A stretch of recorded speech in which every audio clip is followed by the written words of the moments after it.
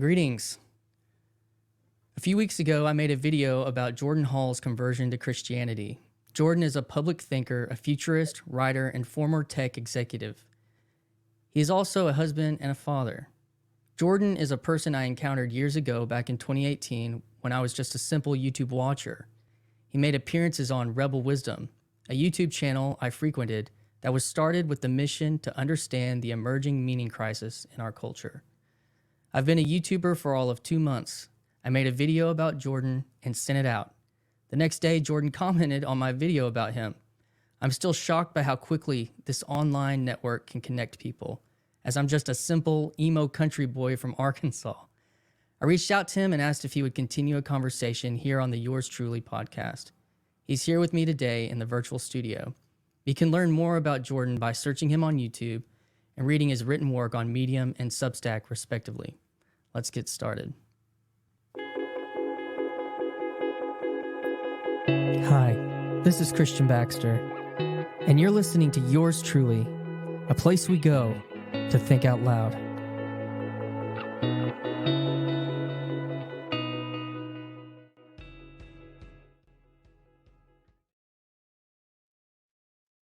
Jordan, we're live, or we're recording. That's a very nice bumper.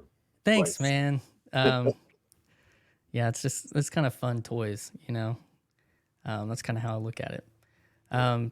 So I made a video about you, and you commented on it, and that blew my mind. I reached out to you on Twitter, and here we are. A lot of people are interviewing you about your recent conversion to Christianity, and that story's like out there. The part that I kind of want to start with, like kind of double click in on, is your church that you're involved in. Can you tell me about that community? I heard that it kind of was formed out of the COVID experience. And then just, I'm interested about its makeup and how, and your place in that. So the caveat, what I'm about to share is the fact, from my point of view, hearsay, but I wasn't there when it was. Okay. I joined, but not too long after, maybe in the order of a year and a half, something like that, maybe 2 years. So, yeah, the way I understand it is that when COVID necessitated the shutting down of, let's say, churches in the physical sense, like the buildings, a group of folks in this town, in nearby towns, weren't having any of it. They wanted to continue to go to church together. And so they began going old-fashioned style, gathering in houses. Mm-hmm. Not too far from where I live right now. Actually, it was one of the main houses that people gathered in. And this actually had some interesting implications because it mixed people who had actually been going to different physical churches in the past. Mm-hmm. So it wasn't a sort of the notion of a non-denominational or interdenominational church, but it had the consequence of mixing denominations. Right. And it wasn't grounded on let's say, doctrine. It was grounded on something like, then point two is it was in a sense some level of difficulty, like some level of having to do something under duress. Obviously not anything like, say, 2nd century Rome, but nonetheless more than had been the case. And so this produced a really beautiful, in my sense of it, really beautiful orientation towards the depth. What are we really doing here? And this is no longer just about something that happen to turn the crank. And every Sunday we show up and somebody waves his hands and says some words and we all smile and go home. It had to be intentional. I had to put some effort into it.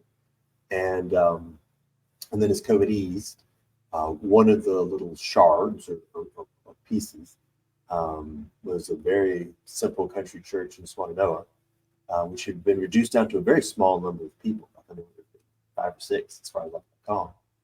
And they said, and one of the members of this gathering, this group, had been invited to come in and be the new pastor of this church. And they said, well, you mind just taking over, just using our church building? Like, we can invite all the people to come to our church building. And so that's how it happened. Um, and we all still continue, I think most people, maybe the vast majority, still do a house church on Wednesday. So that's Okay. still very much part of the culture. And then church on Sunday. And it's probably on the order of 150 to 180 people now. Mm-hmm. Um, and what my experience of it has at least two elements, maybe three. So one element is, as I mentioned in that conversation with Daniel Thorsten, the aliveness of it, the fruits of the Mm-hmm. spirit present. And there's just Mm-hmm. it's an alive group. In all ways, I think I may have mentioned specifically one of the things that really has taken me is that I've seen circumstances where young people, teenagers sometimes, will come, say, with their friends, and then a couple of weeks later they'll come with their families. In other words, the teenagers are leading the charge, not the other way. And then the second thing that I was taken is that there's a real wealth or depth in experiencing in Christianity. I don't know how many people have been pastors in their lives, but it's not like one or two. It's maybe on the order of a third. It's a lot. Mm-hmm. So there's just a very large amount without a huge body. Like it's not a 10,000 person megachurch. It's again 150 or so people. That's including, by the way, kids. Right.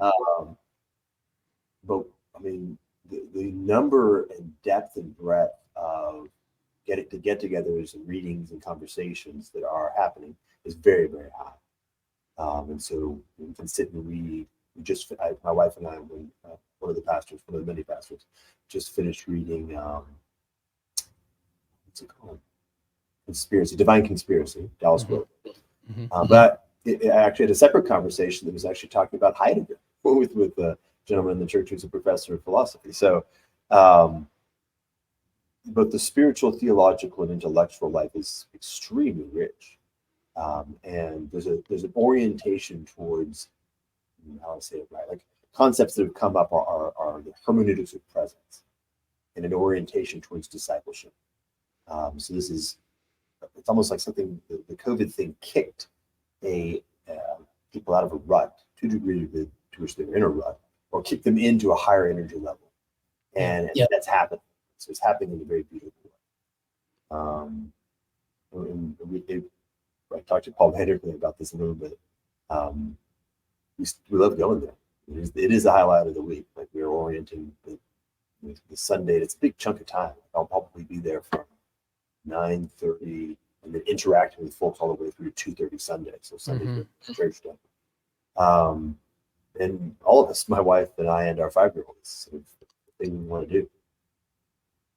Yeah, I find myself in a similar situation. I don't know. I've got part of my story out there in the net. I used to be on staff as a pastor at a church. Itself was kind of an eclectic, you could say like interdenominational flavor of churches, and because of that, the community that formed, was varied in its like denominational background. Without going into too much detail, that experiment kind of exploded last year, and out of the rubble, a few people decided to try to do Advent together last year, and I was a part of that, and that's kind of the space is a rich, embodied. I'm using the word tabled, gathered around a table kind of group, and there's a richness to the discussions and the people, and that was kind of one of the hallmarks of that previous church too, was kind of the allowance of ideas to enter, varied ideas to enter in the space. And that's actually something I wanted to point back at you was on the Parallax podcast, you mentioned that you had found yourself kind of like in line with the filioque of the Orthodox. And so, but you don't go to an Orthodox church, it doesn't sound like. And so how, from your perspective on kind of the big fancy words like ecumenicism or syncretism within Christianity, like how are you kind of squaring and dealing with that yourself? Carefully and slowly. Mm-hmm. So maybe I'll step sideways for the okay for a second. One of the places where I was really chewing on, and really like the physicality is almost like chewing on a gristle. Mm-hmm. Whoops, shoot, is that me? How'd that happen? Still hear me? Yeah, I can hear you. Weird. My screen, my computer decided sleep was the right thing to do right now. Oh, wow. Which has never happened before. Let's see. Okay, so the notion of predestination Mm-hmm. and human freedom, Mm-hmm. and so I'm still stuck on that one. I've read a lot, and I've read actually a variety of different theological pieces. I've watched a bunch of videos. I've taken a delve into it. I've obviously gone back to scripture a lot. Mm-hmm. My basic sense of things is that the notion of, let's say, hard or complete predestination, every phenomenon is perfectly predestined, and the notion of freedom is from my point of view. Okay? I have not been even vaguely convinced by the language that's been put out there by the Reformed Calvinist folks on that. And I was chatting with a friend of mine who I think is quite in that tradition, and he made a really powerful point. His point was, well, what does this mean for your life in Christ? Mm-hmm. What impact does it have on your choices, your behavior? I was like, kind of none. Like I can completely accept, I sort of separate them, completely accept the reality that foreknowledge, God simultaneously can see things that have not yet happened and can make promises about things that will occur, and they will occur. So that's no problem. And that I have complete responsibility for my choices in this life. I can hold both of those simultaneously. And the fact that I can't create a theory that unifies them in a coherent, logical structure, it doesn't matter at the end of the day. Yeah. Yeah. Mystery. Mystery. These were questions that I don't say this. I've had many failures in my life, destructive failures that took place that I'm luckily, 7-8 years removed from. But I was thinking about these kind of things when I was a teenager. I was kind of a Christian nerd in my teenage years, and coming full circle and dealing with pain and suffering, and like the answer to that question doesn't ultimately matter, like he's saying. But I believe from what I've seen of you and know of you online is that you like to know. Like that's I do. That's true. So it's a good stretch. Right? It's a good exercise. It's like, hey, maybe this is one of those things you ain't gonna know. Yeah. Okay. Fair Yeah. enough. It's quite likely a lot of reality is something I'm not gonna know. Yes. And I think that is where we find ourselves as we're coming towards some kind of easement of modernism in our culture in the West. It feels like that to know, to know things on a granular, everything on a granular level is it's too much, and we probably never will, But I think that resting, a piece that has come to me is resting in mystery has been an important part of some of that for me on that specific question. And I think that things really do come down to what doesn't matter in your embodied life. Like, so. So, maybe something that just came to me that I wanted to maybe go forward there is that coming from the Enlightenment, coming from modernity, there's a bit of a felt sense of a crash or a break or a failure. And of course, this was happening even in the beginning of the 20th century. Yeah. The end of the kind of the Catholic project, or Catholic Care Universal, the project that, with the reason we can dot every I and cross every T. And folks like Curdell are like, nope, sorry, can't be done. But this notion of resting in mystery doesn't really ultimately have that as an effect. It's much sweeter than that. It's much more like honor or respect or just right relationship. And it seems there's something about this mystery that needs to be honored properly. And that's actually the right place to be. Right? It's not a default state or we didn't quite get there, or I'm sad, or yes, quite the opposite. It's like, okay, So it's hard to sort of maybe articulate, maybe to come. But to the degree to which, particularly people who have come from a tradition of wanting to know, Mm-hmm. scientific rationalism, it's almost like, it's funny. It actually is closer to the notion of enlightenment in the Eastern sense. It's almost like when you come into a right relationship with mystery, it doesn't feel like a limitation on reason. Yeah. It feels like, say, rightness. Yes. Or beauty. Maybe that's a better way of putting it. Mm-hmm. It feels like bringing beauty back into and noticing how beauty has a proper place in that in life. That makes me think about falling in love or something where Nice. this person is a mystery to you, and there's an infinite depth that you could never fully reach, but you can know them deeper and deeper, but it's still ultimately a mystery. And I think, I can't remember which podcast I was listening to, but you kind of said that your faith, maybe something along the lines was kind of, if you could wrap it up, it was when Christ said, "I am the way, the truth, and the life." Am I getting that right? Nope. Maybe I didn't, maybe I'm missing that. But I think that I may have said something like that to Andrew, now that I think about it. But please continue.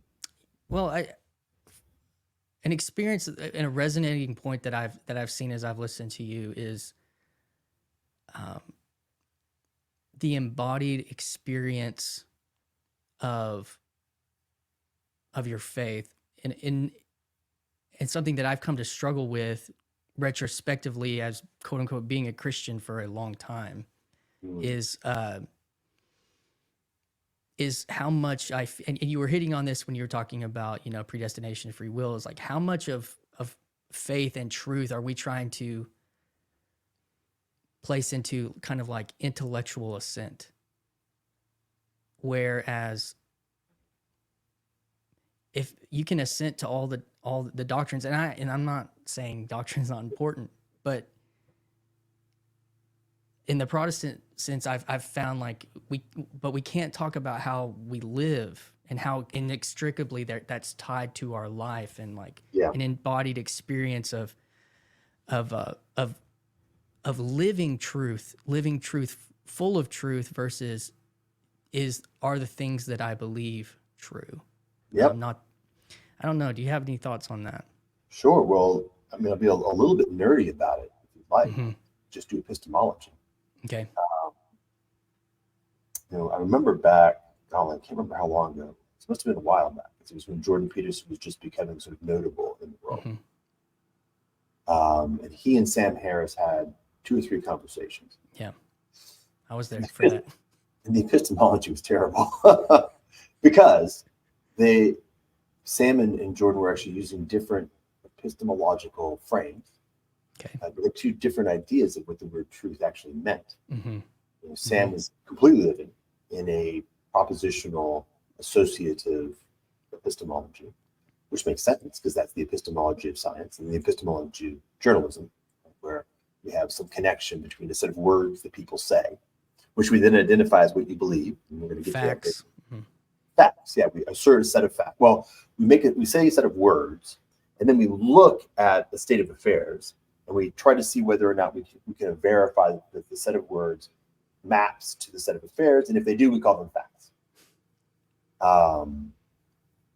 And that's a third of epistemology. It's an important piece, but it's only a third. And it's the least important piece when it comes to grounding epistemology. Now, Peterson, weirdly, either he wasn't articulating it well or he didn't actually have it clear in his own mind, was ultimately settling in the religious frame, which speaks to the notion of truth. The word truth has to do with life. It has to do with something like, metaphors might be something like an arrow that flies truly to its target, right? On target, as opposed to sin, off target, on target.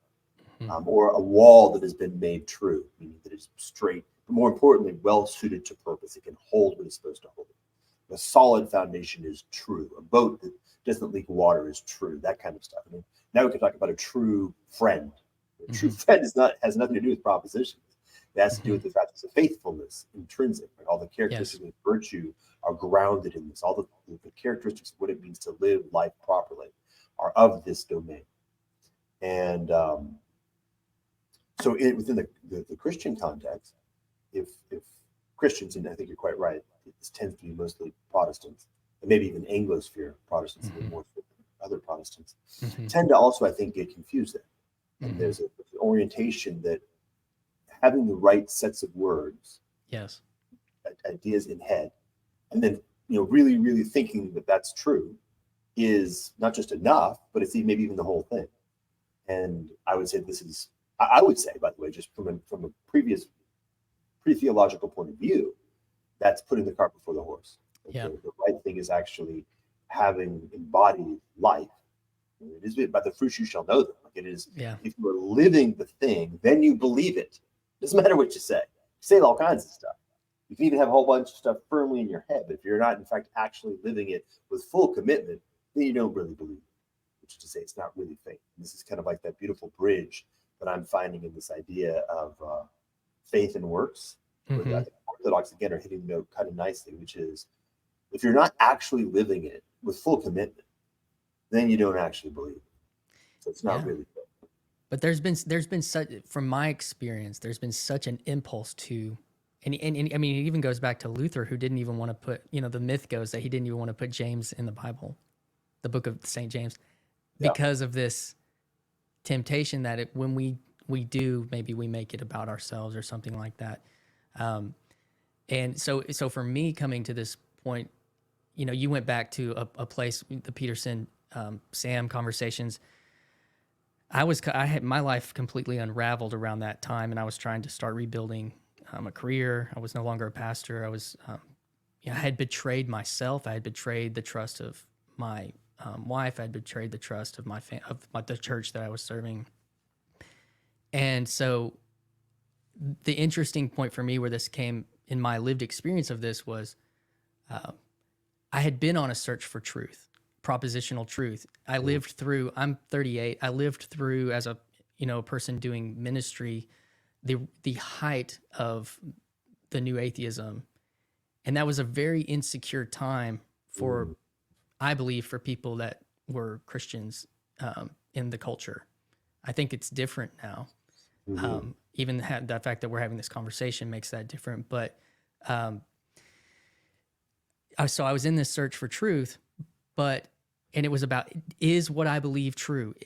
What I'm doing with my life true? But I myself struggled to be a person full of truth, a truthful person, and I couldn't. It didn't matter ultimately, like you said, cart before the horse, and had to come to that realization. And then I had an experience. I call it a mystical experience. I kind of had this vision experience where truth was, the question was, oh, am I going to be a truthful person?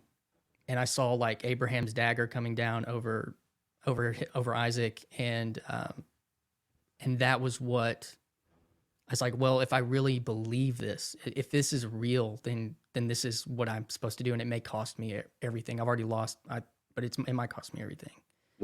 And that was a step, and so, and then it was a lived experience, and I think that's why Peterson, that's kind of an implicit thing that probably wasn't. You're talking about it, on a framework of epistemology, very kind of concrete idea, but that was like that was just going out like wildfire, and it was flipping the narrative completely during that time. How much of that do you feel played a part in where you're at today? Well, that's a good question. Okay, so I don't think I'm share this, but I've had a very weird experience with Dr. Peterson. In 1995, so think about that, 20 years before his YouTube pop. I was a young man. Before he was even in Toronto. Hmm. I was at Harvard and he was at Harvard. Okay. I was a student, he was a teacher, but I think he's a pretty junior teacher at the time. Mm-hmm. And I, for whatever reason, I can't recall, I was researching something, probably symbolism or mythology or something like that. And it was this, when the internet wasn't really happening in a big way. And so I was actually looking on the Harvard servers, and I found these papers that were being written by a guy named Jordan Peterson. My name's Jordan, his name's Jordan, so I happened to be like, And it was they were titled "The Gods of War" was the name of the chapters, the book that was being written, which, as I understand, was never published. It was good, like really, like, okay, as you can imagine. I was like, wow, this is good stuff. Mm-hmm. And so I downloaded them, and I kept them. I still have them, by the way. So I have like 2 or 3 chapters of an unwritten book by Jordan Peterson. Oh.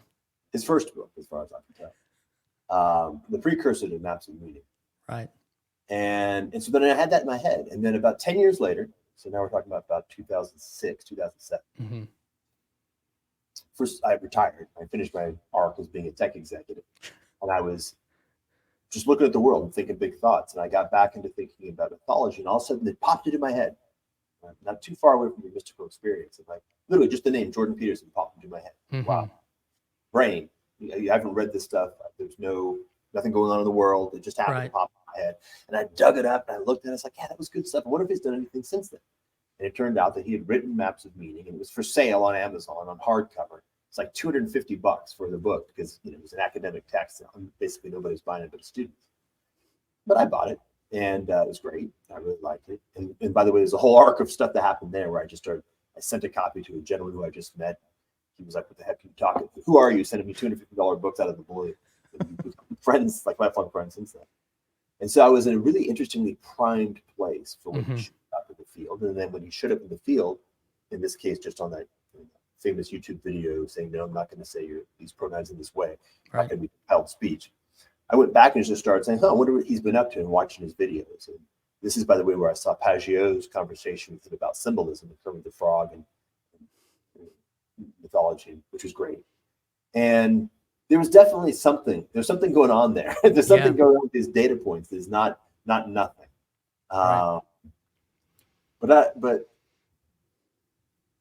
in opening up to a notion of meaning and thinking about meaning both deeply and I would say in a stronger way was definitely primed by my relationship with that arc between 95 and 2007. There's stuff going on there that was precipitated, to be quite clear, by words, ideas that he put into my head and that echoed and kind of bounced around for a while. And being in relationship with a deeper notion of meaning, not being stuck in that purely associative frame. I wasn't stuck. I was never stuck in that purely associative frame. Now, there are other people in my life, like William James, the philosopher, also. He bridged that gap pretty nicely.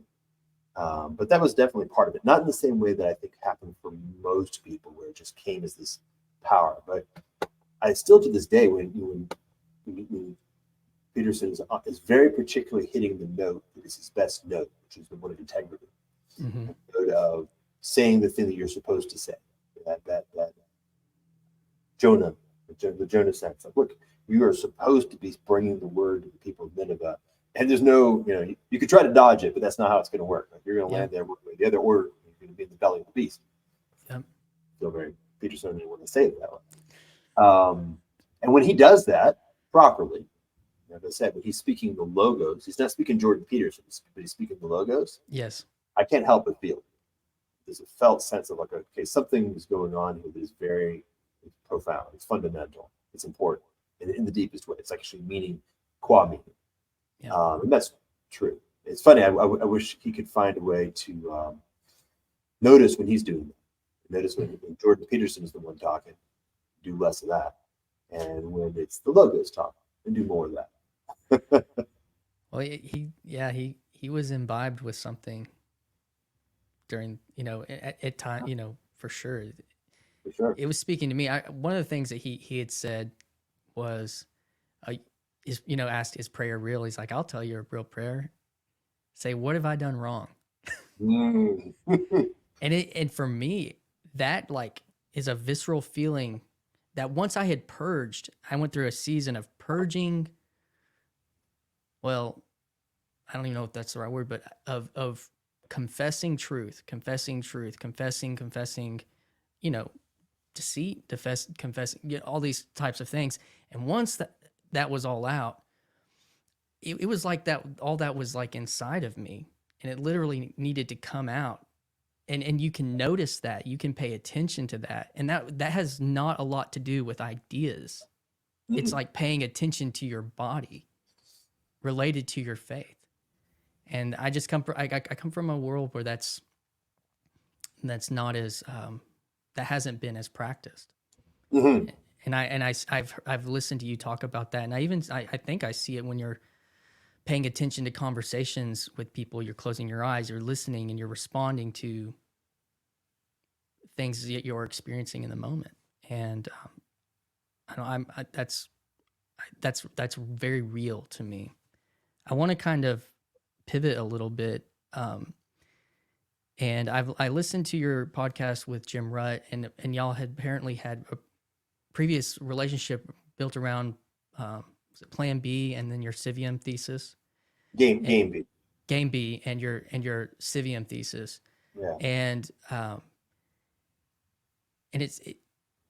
think, and correct me if I'm wrong, that you went on a quest to see if you could develop Civium to a degree, and then you kind of came to the end of that in Black Mountain. Mm-hmm. And where do you find yourself with that thesis now? Oh.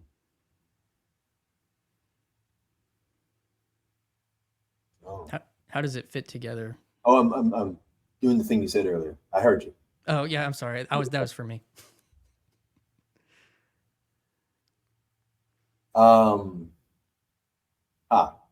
Yeah. Okay, let me see how do I say this in the right order. All right. So the thing that comes up is something like, we all have our cross to bear, Mm-hmm. but we all have just our cross to bear. So there's actually Mm-hmm. two distinct errors. One error is when you carry too much, more than yours to properly carry. The other is when you carry too little. Mm-hmm. And let's say that in the earlier versions of Civium, I was carrying too much. And now maybe I'm beginning to learn how to carry exactly the part that I'm supposed to carry. And the rest is being shared. Yeah. Other pieces, it's landing on a community. And it has nothing to do with me. It's not like I'm like landing saying, hey, Civium, let's do this thing. But rather, there's wow, this is so hard to explain. Yeah, okay. Maybe let's use the metaphor of musicians in an orchestra. But just to make the story just right, nobody knows they're a musician in an orchestra, but for whatever reason, they've been carrying around this big instrument that they don't even know what to do with quite. So you've just been carrying around a trombone. I got a cello. We somehow sit down in a park, and we begin this really weird relational process whereby being in relationship with each other, our own proper role begins to become more clear. You for example, you're like, that thing, it's actually an instrument, it plays music. What? I had no idea. I was just carrying it around. And you play a little music. It's, I guess now I've got you with a saxophone or something. Mm-hmm. I'm like, whoa. And so then I sit down and I start doing my thing. Now, and I've got something that I have that you're like, oh, man, it gives you more clarity on what you're supposed to do. And now we're in this really interesting dynamic where we're in relationships beginning to achieve a higher degree of clarity of both what we are supposed to be doing as individuals and discovering more and more of what it's like to actually be taking our gifts in community, right, in communion. Mm-hmm. And that right there is actually beginning the embodiment of Civium. And then the key for me is then you actually have this guy show up, and just blows the sea, and we're like, bang, music just pops into existence out of nowhere. Mm-hmm. And each of us now has some role to play in playing music, and there's an orientation towards the music itself, right, which is coming from outside of us, but we're now playing it. And somehow by hearing each other, we're helping and supporting and reinforcing and teaching and learning each other, and coming more and more deeply into a connection. And that's the feeling, right? So I've got things, right? I was thrown into this world in a particular way, and I've suffered the things I've suffered for a reason. Mm-hmm. It's so that I could become the instrument that I need to be to play the role that I need to play. And now I have an orchestra of other folks who suffered their own suffering, become the instruments they're supposed to be. And there's a very powerful sense of being in the spirit together and learning more and more and more how to allow the spirit to flow more clearly and more powerfully through us in relationship. How do you, I mean, I feel like when I was talking about that experience now with church, I'm experiencing that much more, very much in a similar way. And where when I used to be a pastor and I actually did the music, that was like my thing, was worship pastor guy. And, I struggled, or I was possessed by the desire for so much control over every beat, every note, how the liturgy, so to speak, would play out in a way. And now I find myself, and kind of, I used to think, people need a general, people need a leader,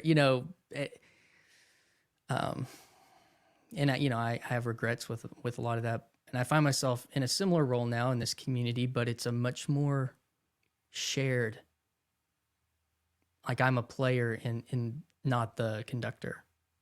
Yeah, well, let me tell you the story of our wedding. Okay, We got married about a week ago. Less than a week. Congratulations. Thank you. And so the art kind of goes like this. It's got a lot of good pieces to it. So particularly if somebody's listening to this from the point of view of being a Christian, I'll be using Christian language. So if you're very far from being a Christian, you may not quite understand some of these words. But after Vanessa got baptized on Christmas Eve, of course, naturally. I got baptized on October something. I don't even remember the exact date. She does.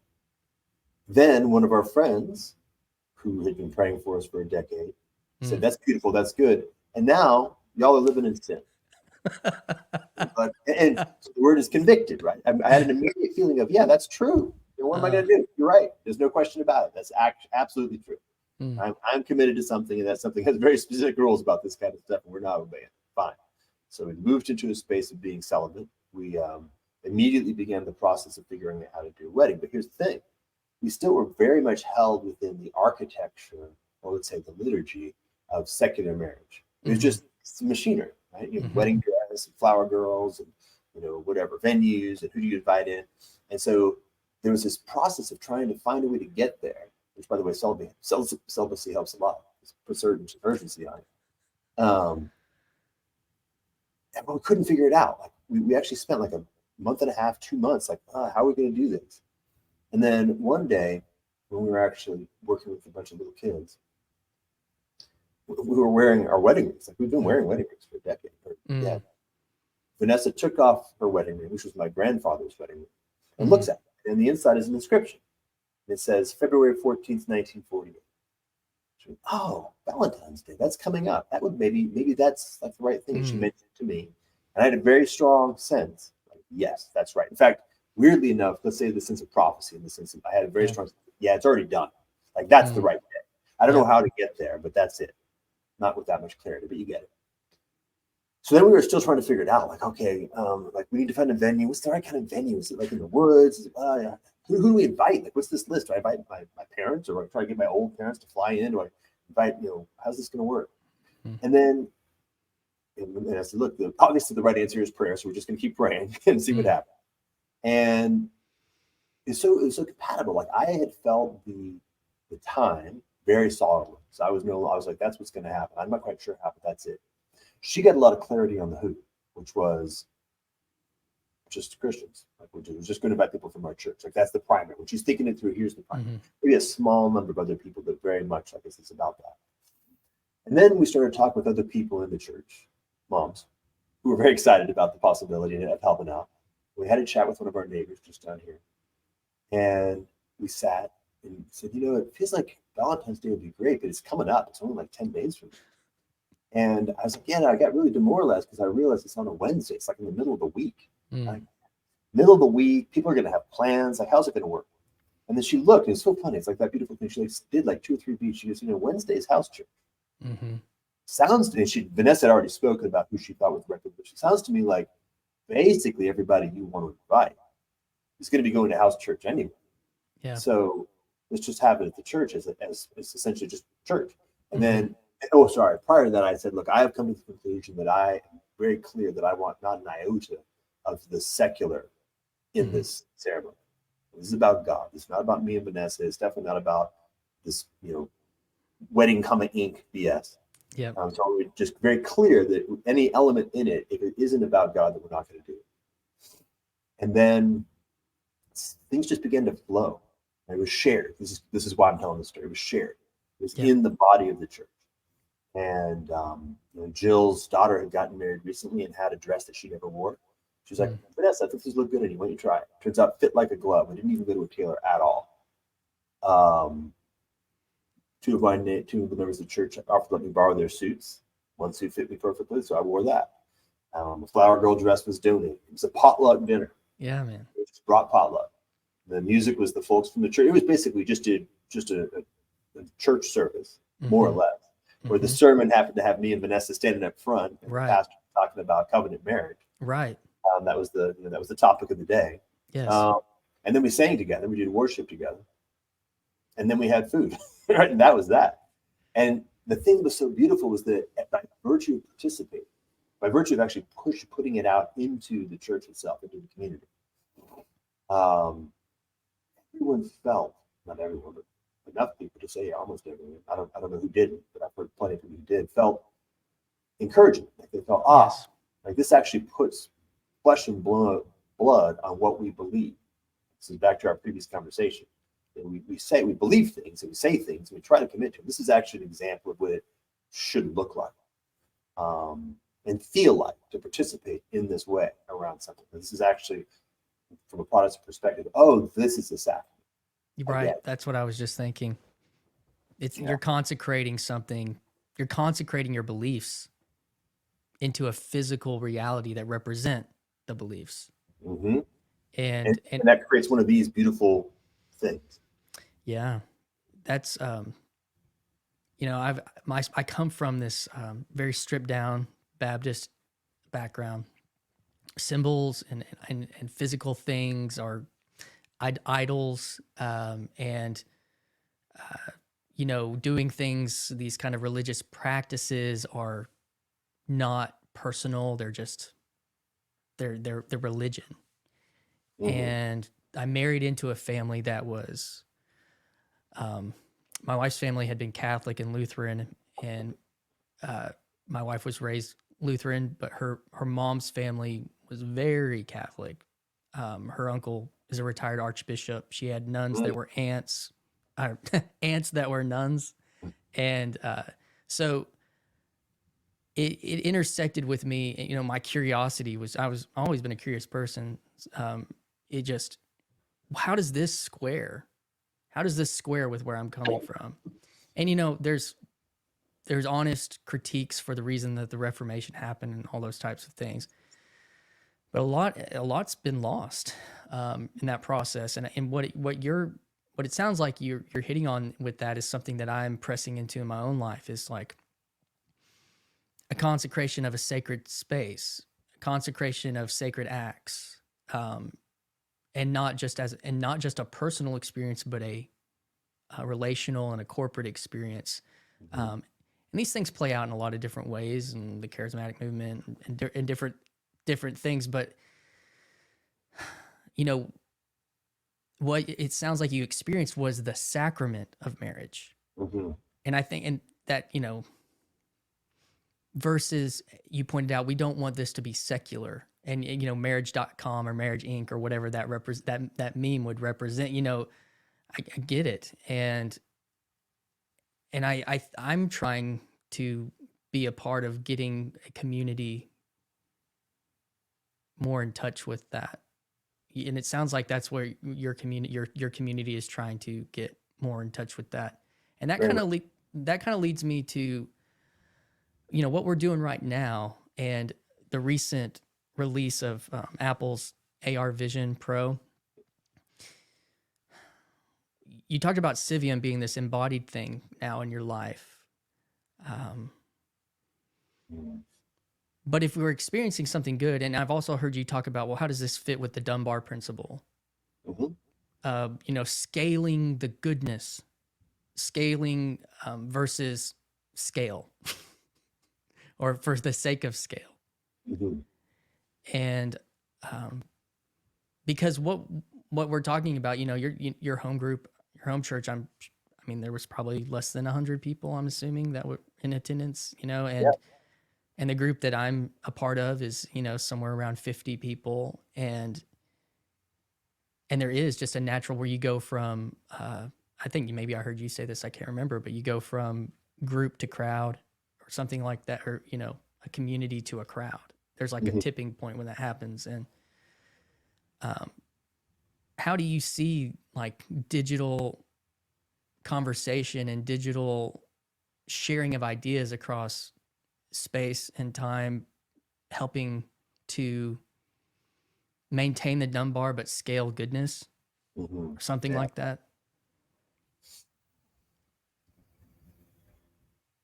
Mm. I'm just going to start talking. Let's start with partitioning, putting things in their proper place. We have Mm-hmm. got as render unto Caesar what is Caesar's, render unto God what is God. I think that kind of separation and proper places is a big part of what's happening. Specifically, I'm referring to the degree to which, God, it's been a long time, maybe post literacy.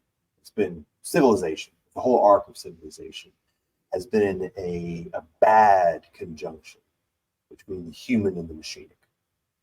So been turning people into machines or mediocre machines, and using machines as well, but they're kind of like smushing them together. So to become a person who's operating a plow, you have to become a piece of the plow in a very critical sense. Mm-hmm. I'm talking like pushing the plow with an ox puller, so that it's functional as a machine. It is productive of agriculture. And that does something. Like I think it's I want to make sure to reinforce the notion that I am not a we should never have done civilization. It's not right. That was something going on that needed to happen. But now we're actually at the end of that arc, and I'll just say it as simple as that. We're actually literally at the end of the arc of Mm-hmm. that. We're at the fulfillment. We're at the fulfillment of civilization. Yeah. And things like Apple Vision Pro and the digital, by its very nature, is a pure simulator of all possible media. Infinite. Well, not quite infinite, but it's the thing that our mind takes as being infinite. Yeah. Okay. It's the limit as x approaches infinity, to put it in Leibniz's notation, which is precisely not infinite, and that's an important point. But it begins to have this thing where we begin to notice that if we continue to proceed down the path of squishing everything together, that we will become pure machine. That's the transhumanist direction. And it's not the humanist piece just gets squeezed out. It's actually cyborg. We become cyborg. But we can partition it. Right? We can separate them. We can put them in their proper place. And I think there's actually three circles on the diagram if you want to draw it. Over here, you actually have the machine now becoming increasingly pure, doing its job without human being in the loop more and more and more, rendering the machine with machines. Let it do its job and just be done with it. Very simple. And then over here, we have humans. And this is where the Dunbar stuff comes up. Living as humans should live. Let's be underscore underneath should. There's a real shouldness to that should, and we can discover it and we can live it, and it's better when we do. There's an aliveness and a heartiness, and this is sort of the distance and speed of relationship is a good way of thinking about it. There's only so many people you can actually have a real relationship with. Distance and speed of relationship. Yeah, and right now we're having a conversation moving in that at that. We're spending a little bit of time getting to know each other a little bit. We're sharing things, but we're not trying to really do anything that much. Like we're connecting. In the Polynesian, they say we're talking story. Oddly enough, in the Aboriginal, the metaphor is almost like weaving threads together, which is liturgy. Right? We're engaging in the most basic form of liturgy right now. We're doing the work and coming together into something like community. That's happening over at the human level. And of course, underneath it is God. Beneath both of these, and beneath here I mean in terms of as the foundation, and that which holds, and that which directs and guides and contains. And so from the human side, we would perceive that as religion. And I don't mean this in the negative sense. I mean this kind of like the domain that we use to talk about stuff. Mm-hmm. I mean institutions. I mean like the place where we do liturgy, where we do communion, where we think about, where we create, we orient towards what are the hierarchy of values, how do we direct our attention towards the highest, all that kind of stuff, which holds the human in a particular way. And if we're, how do we avoid idolatry? That would be an example. We can come into communion, but we can accidentally come into communion with the wrong thing. And we all come together to worship the golden calf. That's a form of communion, but it's ultimately dead. It ultimately is limited. It will terminate. So we're seeking that which draws us forth, seeking that which brings us towards an unbounded communion, a communion that lifts us more and more up in the direction of the transcendent, of course, towards the triune God. Okay, that's that. And when you begin to do that, if you start doing these partitionings properly, then a lot of stuff gets released. It gets a lot easier. And you don't scale, you grow. Mm-hmm. You grow at that space, at the pace of relationship, and across the space of relationship. But the virtual's still there. Right? So we can still do things like, you and I don't need to be in the same physical place to have something happen. Mm-hmm. And if we get better and better and better at the stuff over here in the human level, better and better and better at the stuff over here at the God level, then the virtual is held in a context where it can actually do the thing that it needs to do well, but do no more. Right? It is like, and I mean held in the sense of like constrained, contained. It is boundaried properly. Yeah. So that's the way I have seen it, to be perfectly frank. That has been something that's been on me now for maybe since I've been a kid, like as long as I can remember. But increasingly robust, like increasingly full, like these, how it fits together, what all the pieces are, and what they're doing, and how they work, is more and more evident. And by the way, realized in the world. How much do you think that you said that that's been a part of you since you were a kid? I picked up on maybe the RB Marcus podcast. You talked about your fascination with sci-fi and gaming and role-playing games and stuff like that. How much of that, because I come from a similar background, and here we are finding ourselves having a conversation. I was the nerdy kid, but I kind of lived in a liminal space within that as well, where I was also conservative Christian and trying to be popular at school and this kind of stuff. But that was like the real interest inside of me. And it kind of gives you a perspective on the future. And it's, I don't know, how much did that inform you? How much of that has just always been a part of you? What were the things, how do you think like media like that plays a role in looking at the world? Oh, I mean, it's so complicated. So I'm going to zoom in and just take as a simple example, something like Star Trek. Yeah. So we have, and for me, that means the old series and the next generation. I watched the old series with my dad. All of them. I've seen every episode probably 100 times. Prior to the next generation existing. Mm-hmm. It was like sometime during the day, like it was like a filler slot. And so 10 a.m. or something, you watch an episode of Star Trek, and then at midnight or something like that. And then when the next generation came out, I was probably in middle school, so I watched that all the way through college, I think. Okay, so what does that contain? The point I want to make is it contains both good and bad. From the good point of view, it contains an imaginal opening. It contains a realization of the fact that we can, and maybe in fact now are obligated to imagine our future and endeavor to cause the future to come into being. Mm-hmm.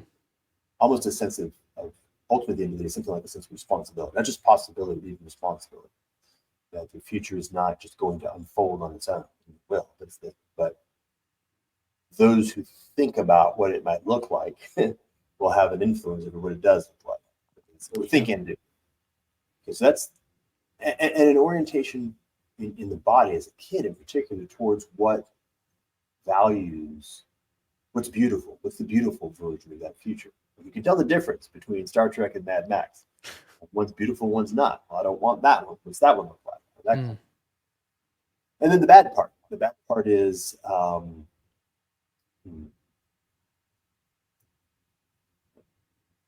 actually was watching a conversation with Paggio yesterday while I was at the gym, and he very specifically, how does he language it? Something like a symbolic hierarchy. A point he was making, and by the way, I take this as something I'm not sure how to deal with. You shouldn't wear a t-shirt to church. Because I don't wear t-shirts to church, but some people in my church do, and I'm not going to critique them because it's just that's the culture.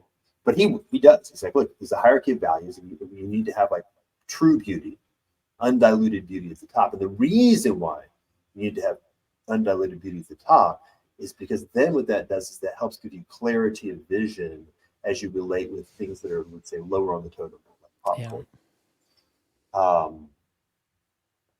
And so we don't do that, right? The West and America in particular, pop culture in double particular, lots of dross is able to get entangled with these things that are so alluring and so compelling. So there's stuff contained in Star Trek that's just wrong. It's just either modernist chunks that actually haven't gone through the full process, or ideology. I mean, increasingly over time, of course, more and more nowadays, it's effectively nothing but ideology. Right. And so the payload gets entangled with things that aren't actually pure and beautiful in the highest tone. And so that's like the downside. And of course, if you take a look at the history of science fiction, you get that all over the place. There's pieces of Heinlein that are beautiful. And there's pieces of Heinlein that are just a mess. There's pieces of Dune that are insightful. There's pieces of Dune that are a mess. Right? So we're faced with this trouble that if we're looking at things through the strata of science fiction, we're going to be confused. There's a lot of confusion, particularly as a young person. What part of this is actually true in this deep sense that we talked about earlier, capital T, the live true. What part of this is true? What part of this is, in fact, untrue, but is being pulled along with it because it's just part of the stream? You drink down Ender's Game, you drink down Narnia. Like, what part of this should I actually be excreting? What part of it should I be metabolizing? And that's a heavy burden for young people to hold, and it creates a confusion. And and pieces parts are tough. Okay, you've got 6 pieces, you have no holes, right? And the things are like, again, like the cyborg metaphor. I've got a piece here. Instead of having its actual authentic piece, so I've got a real hole, I've got a piece, and then I've got bolted on this cyborg simulation that makes it kind of look like a hole, but it's actually an anti-hole. It's anti-liturgical in its nature. Yeah. So it definitely had impacts. Like my journey has been that journey of like a schizophrenic effort to put together a kaleidoscope into something that actually looks like truth. There's no question about that. That's been my struggle, has been to try to figure out how to get to something that actually looks, feels, and is true in the context of the great Osterizer, the great what was the fancy version now? Vitamix of Western culture. And you found that in a town of 8,000 versus a future city. Yeah. Star Trek city. Yeah, it turns out. Well, there's a couple things. One is the category of city is just wrong. I can go chapter and verse on that if you like, but the category of city is just wrong. That's what I picked up on in my connection to you, that was like the point. Yeah. Because that's been my lived experience in a town similar in like the idea of what a city is, and what really, and all the things you're hitting on about, Peugeot, one of his things about the disordered life that we live. And I can still see, I live in a place where you can still kind of see that previous world. Yeah. But it's at a war, there's a war there. But there's a war. Yeah. And it's good if that war, by the way, is conscious, because otherwise you're going to lose. Like if one side knows it's fighting a war, the other side doesn't. Side B is going to have a hard day. That doesn't mean, by the way, to take a war stance. This is another piece of it. In a spiritual war, the most important thing is the distinction between power and strength. Yeah. You talked about false power and false symbol. That's right. Yeah, I did talk about that. Wow. Yeah. When I say it that way, the key point here is I do my best to get out of the way. So I very rarely remember what was coming out of my mouth at a given point in time. So yeah, exactly. That notion, that distinction between strength, of which spiritual strength is the piece we're focusing on, power, which is the antithesis of strength, and an adequate pair of spiritual strength, if it is strong enough, it will not be broken by power, and can hold it and can contain it. And so that's the real effort of these towns, is to become strong enough, right? Not to become powerful and fight, but rather just to become strong enough to be actually able to produce a lived peace. That one of the pieces I also picked up in that conversation was, the people that are in some ways intrinsically going to have the ability to at least, to hear you or somebody talk about that and then like jump ship from LA or wherever to go find these type of Edenic utopias scattered across the flyover states or whatever. You mentioned the difference between Star Trek and Mad Max, and I couldn't help but really be thinking about like the escape from LA, the escape from New York. I've not been to San Francisco since I was a kid, but you kind of hear at least that it's kind of, I don't even know the word. It's not what it once was, maybe. And what can happen when the stability of elites go out to seek these refuges, and what's left, like what's left in those vestiges of cities, and what becomes of that. And then when you're talking about the strength of these communities, like what was kind of in a apocalyptic vision of the future, it was making me think about Rome and the Gauls, or the barbarians or something that then come and overtake the power of Rome to make that distinction versus,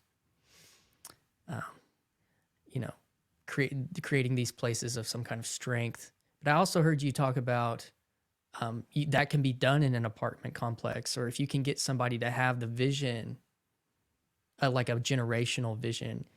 And I'm seeing that play.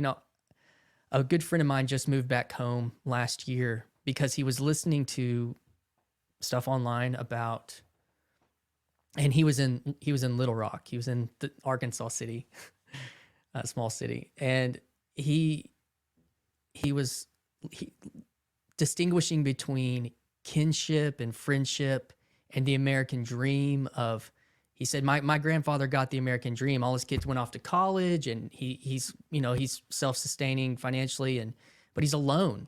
He's alone up in Missouri because all his kids went off and they're successful. And he's like, I don't want that future for my parents, and I don't want that future. And so he moved back to our little town, and he works remote, so he could do that in a way.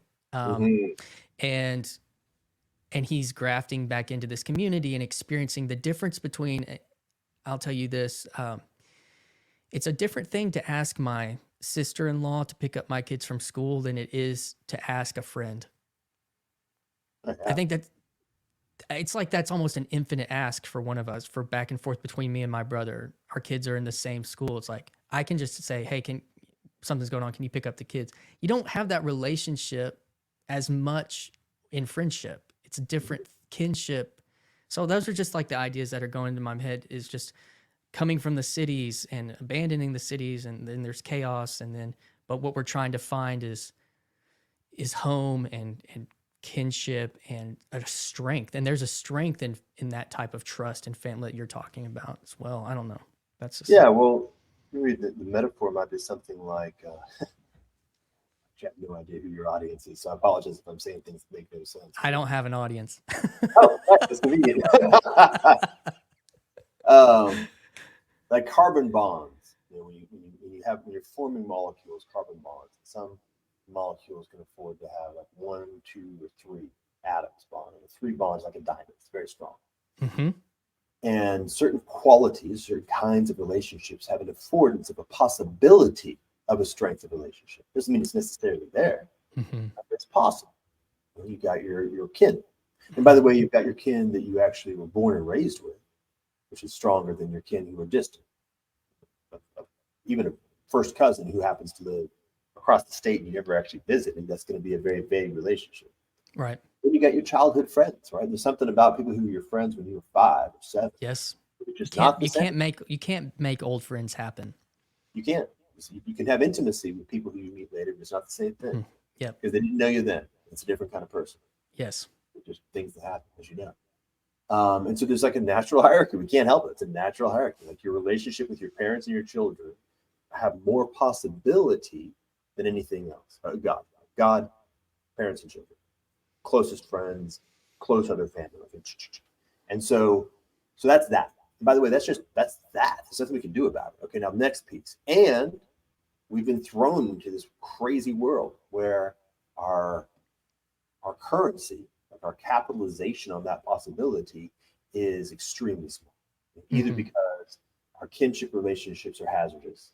The relationship we have with our parents is not a good relationship, even though it in principle could be. It isn't in reality. And the healing of it may not be on the near horizon. We didn't have any good close childhood friends, or if we did, we've left them long ago to go to college in faraway eastern or western town. Fill in the blank, right? So we've sort of spent the capital frivolously, I would say, on very not interesting things. But nonetheless, we are where we are, right? It's key. Yeah. T0. You're here now. Right. What's the best you can do is where you actually are.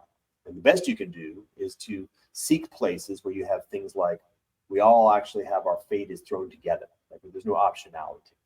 We're going to rise or fall together. So we're staying. Our skin is in the same game. We all have skin in the game, and it's the same game. Where we all have a shared sense of the notion of my children and your children are going to potentially get married. But that second order kinship is very powerful. If you'll witness this as your kids get older. No, I have a 14-year-old. I have a 14-year-old, and she has a friend who's who's the son of our friends. Yeah. And so if it begins to be the point, let's say 3 years from now, but they're still friends, and you're going to look at your friends, you're going to be like, we may actually be kin. It feels like we're moving more towards that. And you'll notice a qualitative difference in what happens. Like your willingness to do stuff is going to shift. Like, let's have a vacation together. Let's see, hey, let's have to talk seriously about what this means. Because either way, if you don't talk seriously, then you're very foolish because it's serious. Right. No, that's lost. I feel like that's lost too in a certain way. Oh, it's off the chart lost. Like I was my 5-year-old, I got a 21-year-old, a 19-year-old, and a 5-year-old. Okay. All girls, by the way. Okay. And so our neighbors down the road, like I mentioned, their daughter got married. And the groom did the old-fashioned thing. He actually went and talked with dad about if he had permission, like what are the and it was not like a one-day thing. It was actually, okay, we're gonna have this conversation over a period of time to see, is this right for you and for my daughter? Well, maybe not, maybe the opposite, or for my daughter and for you. And so my daughter got to be witness to that. So we were talking about it, and we were already at 5. Like, what does it look like? What does a proper man look like? How do you know? What are the questions that you should be asking? I certainly will be asking. So yeah, we've lost a lot. And by the way, in this like throwing the baby out with the bathwater, we threw out baby. We threw out a lot of baby. The American dream was not a catastrophic error, but there's a lot of error. Goodness. And we're just going to have to crawl our way back. We're going to have to rebuild that stuff. I feel like, that's what and just build, focus on. Yeah, go ahead. That's where I want to. That's such a. There was another point in the Aubrey Marcus podcast where you talked about new people having a vision for their future, and it was an inspiring point. I can't nail it down completely in this moment, but like that vision for the future it's big, but it kind of hits back onto this. Peterson's trying to popularize the idea of subsidiarity. And that seems to be like, that's the project of this ground up. Like, why spend all your time, thinking that every 4 years a vote's going to fix everything? At a political level, for sure. And I'm not saying don't be involved in anything, but there's that emphasis. That's the emphasis in our culture. It's not this thing down here. Right. And and the consequences are profoundly negative in lots of different ways because yeah, it puts all at stake. It creates yes, this polarizing, hmm, both sides increasingly realize somewhat accurately yeah, that if they lose big. And so therefore they have to fight big. And then there's mm, this more and more and more. And that won't last. Here's a key thing. That won't last. It's not like a matter of should we do X? It doesn't matter. That's going to break. And it's going to break bad. The more intense it gets, when it breaks, the break's going to be worse. So the sooner and more elegantly we can move energy and power and responsibility or strength, power into strength down, the better for everybody in every yeah, way. But and Peterson actually hits on this too. It starts at integrity, right? It starts at the yes, center of you, yes, and then it works. So the right way of doing subsidiarity is at a political level. We want to move power and responsibility down deeper, but we actually also want to subordinate the political to the person. yes, And that's another key move that we will and say need to make. And so the mandate to individuals is come into integrity with yourself, which you've talked about, like you had an experience of, you say failures or disasters or bad experiences, roughness, and then have had to come through the process of confession, healing. Right? yes, Confession, healing. Much of it can be directed to God. Much of it has to be to other people. yes, 100, yes. Thank you. 100%. Much of it has to be to yourself, right? You have to actually Yes, acknowledge stuff to and with yourself yes, today. yeah, And that's a beautiful thing, by the way. It's like, yeah, I'm a mess, and it's okay that I'm a mess, but we're working on it, something like that. mm, We're with Christ, so we got a good. We're held strong, and as long as we just keep moving in that direction, we can be confident we're going in the right way, and that mm, in fact we'll get there, which is pretty interesting to hold that as a key premise. yeah. It Um, is. It's yeah, hopeful. It's hopeful. it's hopeful. It's like that deep, capital H hopeful, and true, which is also nice. And then, of course, as that happens, if you do it right, you can't help but begin the process of then expanding that out to other people. Speaking of which, I'm gonna die. Eloise, no. What am I doing? I got to leave pretty soon. So let me just wrap this up. Yeah, and then that kind of thing just begins the process. And none of this is easy. All of it's actually maximal. The word suffering is right, but suffering isn't meaningless. Suffering is bad. Meaningful suffering is what we're here for. Mm, Um, it grows. Right? You're going to start doing these things. It's funny. I've noticed now that when I'm in a relationship with people in my community and I see that they are on this path, and of course I realize that my job is to figure out how to help them in that, in a very gentle way, yeah. and as invited, but also to hold them to what they've said. Like, okay, you made these commitments. I've noticed you're not living up to your commitments as far as I can tell. It feels to me like you're off the path. Is there any way I can help you get back on? Think about how powerful community is that has that at its center. And that's how we talk about building strength, by the way. Mm-hmm. That building a strength that comes through that process from the center out, and keeping coming through and expanding and going through these transformations, and things will shift. And okay, last piece. I just wanted to throw something out there because I feel this is like a nice piece of encouragement. I would like to do a transform on the notion of elite. On the notion of what? Elite, Okay. because you said something, and I think this is right, but about an old-fashioned notion of elites as they leave the cities. But I'm going to make two different. I'm going to redefine the concept. Mm-hmm. One, those who feel the call that we're talking about and heed that call, that's the elite. Mm. It doesn't matter who you were before in any context. You could be as lowly as you want to be. If you hear the call and you heed this call, then you are the elite, full stop. And then the second, to heed this call means that you are the one who is participating in finding and then contributing to the strength of a real community somewhere. And that's the answer to the question of this corruption.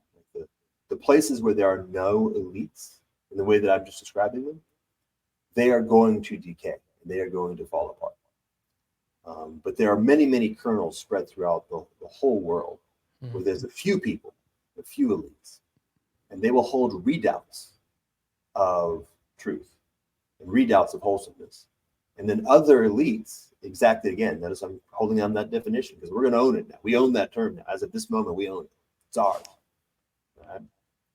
Those elites who seek those redoubts we'll find them and then we'll begin to add to them. Now, this can be a perilous journey. It may be that a particular place is not yours to be. But when you go there, you'll give something and you'll take something and it'll become more and you'll become more, and then you'll move on. And I tell you what, you may already be in your proper place, and that's good. But if anybody happens to hear this and they're on their journey, my experience was I went to many places that are real places. They are redoubts of this new possibility. And there are people there who are elites in this sense, but they weren't my place. No, fair enough. I can be friends. I could be an ambassador. Create trade relationships. We can maybe train young people in the fullness of time. So that's that. I wish we could double click down on that part. But Jordan, thank you for your time. It is an honor to meet you and to start a relationship with you here online. And so hopefully maybe we can have a conversation again in the future. Wonderful. I'm gonna click us out if you'll give me just a minute. Go ahead. We'll end this thing backstage.